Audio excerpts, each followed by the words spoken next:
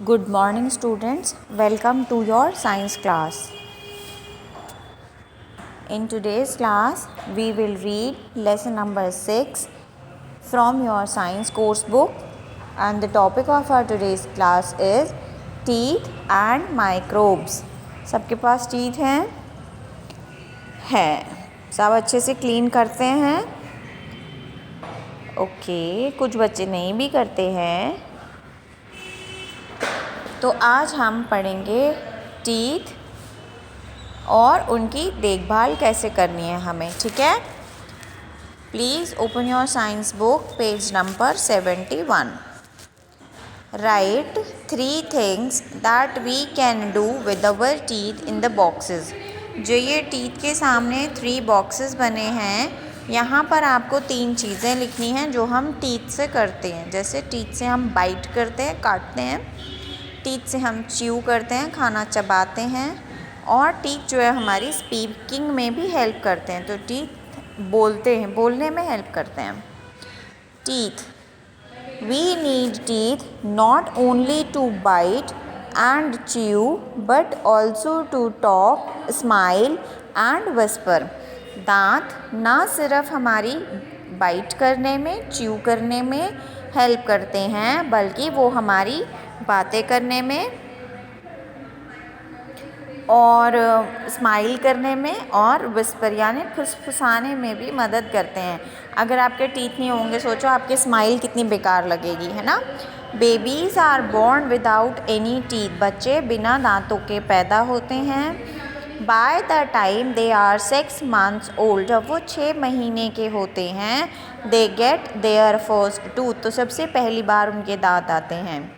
And by the age of 3, और 3 साल के होते तक they have up to 20 teeth, उनके 20 दांत हो जाते हैं। स्टार्टिंग में जब वो 6 months के होते हैं तब उनके न्यू टीथ आने स्टार्ट होते हैं, और जब वो 3 years तक के हो जाते हैं तब तक उनके अबाउट 20 टीथ हो जाते हैं, ठीक है।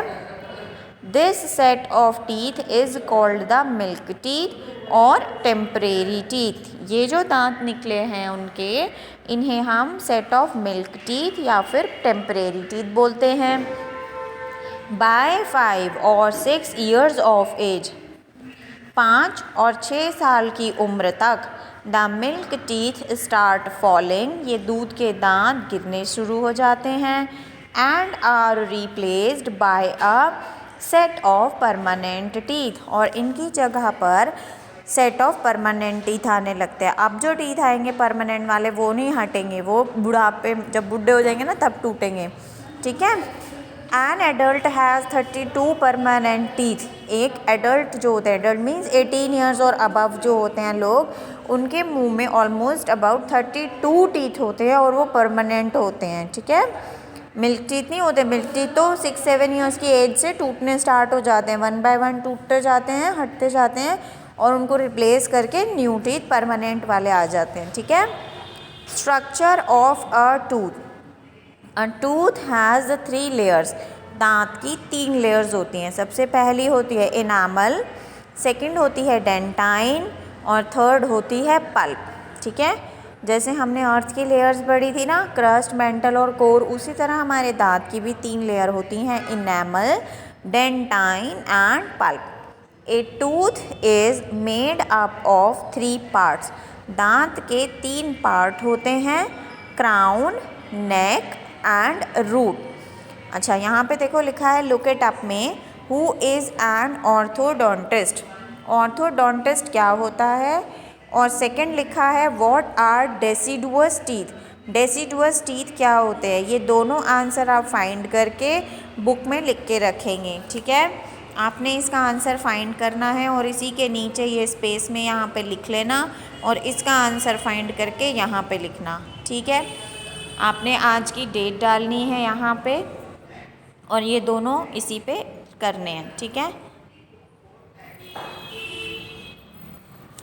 Moving on to next page, here you can see the structure of a tooth. यहाँ पर आपको लेयर्स ऑफ टूथ दिखाए हैं। सबसे जो पहली लेयर है, the outer most layer is the enamel. सबसे बाहर वाली लेयर क्या होती है? Enamel. It is the hardest part of the body, ये हमारी बॉडी का सबसे हार्ड पार्ट होता है। It protects the tooth from decay, ये दांत को सड़ने से बचाता है। Next, the next layer is the dentine, second layer होती है dentine. It lies just below the enamel, ये बिल्कुल इनामल के नीचे होती है। And is not as hard as the enamel, और ये इतनी हार्ड नहीं होती है जितना कि enamel. The dentine forms the bulk of the tooth and has a yellowish colour, dentine जो है हमारे दांत का सबसे ज़्यादा पोर्शन क्या होता है, डेंटाइन होता है, और इसका कलर लिटिल बिट येलो होता है। Next, third layer is the pulp. The pulp is found inside the dentine, अब डेंटाइन के अंदर क्या होता है, पल्प होता है। Pulp is the soft part of the tooth, tooth का जो सबसे सॉफ्ट पार्ट है वो पल्प है। And has nerves and blood vessels, और इसके अंदर छोटी छोटी नसें होती हैं। The tooth receives it's nourishment from the pulp, दांत को अपना नरिशमेंट यानी वो किस तरह शाइन करेंगे, उनको जो भी बने रहने के लिए न्यूट्रिएंट्स चाहिए वो सारे इन्हीं ब्लड वेसल से मिलते हैं, इन्हीं नर्व्स से मिलते हैं जो पल्प के अंदर होती हैं। ठीक है, so your next work is to draw the layers of a tooth, आपको ये टूथ का स्ट्रक्चर ड्रॉ करना है। और इस तरह मार्किंग करके आपको ये पूरा नहीं लिखना, सिर्फ लिखना है इनामल, एरो डाल के लिखना है डेंटाइन, एरो डाल के लिखना है पल्प। ठीक है, पूरा नहीं आपको डिफाइन करना है, स्ट्रक्चर ड्रॉ करना है। उसके बाद एरोज़ डाल के सबसे पहले एरो में लिखना है इनामल, सेकंड में लिखना है डेंटाइन, और थर्ड में लिखना है पल्प। ठीक है, नेक्स्ट आते हैं अब नीचे वाली इमेज पे। Crown is the part of the tooth that we see outside the gum, ये जो बाहर हमारा पूरा टीथ दिख रहा होता है ये होता है क्राउन। ठीक है, next, neck is the part found below the crown where the tooth touches the gum, जहाँ पे दांत मसूड़ों के साथ टच होता है, आपके गम्स के साथ टच हो रहा होता है, उस पार्ट को बोलते हैं नेक ऑफ द टूथ। ठीक है, and next last part of the tooth is root. Root is the part that is found inside the gum. It helps the tooth to be in place. Last part of the tooth होता है root, जैसे 3 layers of tooth हैं उसी तरह 3 parts of tooth हैं। Root क्या करता है, दांत को गम के अंदर, जैसे पेड़ की जो रूट्स होती हैं वो उसको सॉइल के अंदर मजबूती से पकड़ के रखती हैं, तो इसी तरह जो दांतों की रूट्स हैं वो दांतों को गम के अंदर स्ट्रॉन्गली फिक्स करके रखती हैं। ठीक है, सो आपने क्या करना है, ये ड्रॉ करना है और इस तरह एरो डाल के लिखना है क्राउन, नेक, रूट। 2 बार आप ड्रॉ करोगे, पहले ये वाला ड्रॉ करोगे, उसके सामने लिखोगे इनामल, डेंटाइन, पल्प, फिर दूसरा ड्रॉ करोगे ये वाला, फिर लिखोगे क्राउन, नेक एंड रूट। ठीक है, so this is the end of our class. See you soon in next class. Till then, take care. Bye bye.